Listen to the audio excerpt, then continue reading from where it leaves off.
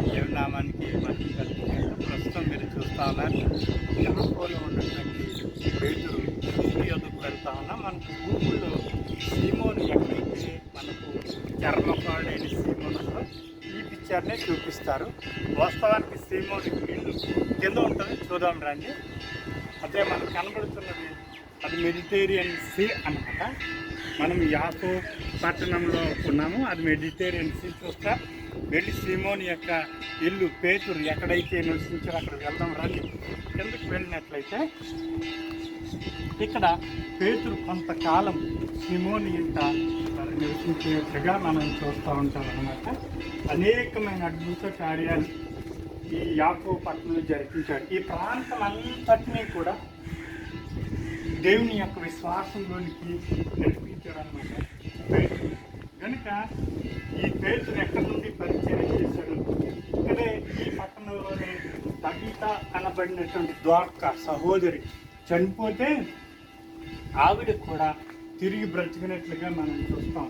ఇదిగో మనం వస్తా ఉన్నాం రండి. చూసినట్లయితే ఇక్కడ కనబడుతుంది మనకి పేతురు నివసించినటువంటి చర్మకారుడైన సీమోను.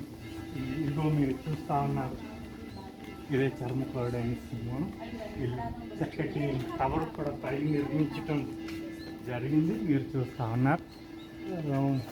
ఇది సీమోన్ ఇల్లా, ట్యానర్ సీమోన్ హౌస్ అని చెప్పి మనం ముందుగా నిర్ధారణకు వద్దాం. రెండు ముందుకు వెళ్ళి చూద్దాం. ఇక్కడ మనకు యాఫో మున్సిపాలిటీ వారు పెట్టినటువంటి బోర్డుని చూస్తా ఉన్నాం అన్నమాట. చూసారా, the house of Simon the tanner అని పెట్టారన్నమాట. ఇక్కడ రిఫరెన్స్ కూడా రాశారు, 10వ అధ్యాయం 15వ వచనం. పురాతనమైనటువంటి గుర్తింపు చూపిస్తా ఉన్నారు. ఇక్కడ జఫా పట్టణం కనబడుతుంది. ఇదే చర్మకారుడైనటువంటి సీమోన్ గారి యొక్క ఇల్లు అనమాట. ప్రస్తుతం ఎవరిని విజిట్ చేయకుండా ఇది క్లోజ్ చేసి ఉంచారనమాట. ఇక్కడే పేతురు నివసించాడు. మధ్యాహ్నం వేళ దర్శనం వచ్చినప్పుడు దుప్పటి కిందకి దిగింది. అక్కడ చతుష్పాద జంతువులు చంపుకుని తినమంటే నా వల్ల కాదు అన్నాడు పేతురు. ఎగ్జాక్ట్గా ఇదే ఇల్లు అనమాట, ఇదే ఇల్లు. కనుక ఇక్కడ నుండి పేతురు చేసిన గొప్ప పరిచర్య ఈ ప్రాంతం అంతా ఒకటి విశ్వాసమందు ప్రతి బిడ్డ క్రైస్తవులుగా, ఇప్పటికీ కొంతమంది క్రైస్తవులుగా ఇక్కడ ఉన్నారనమాట.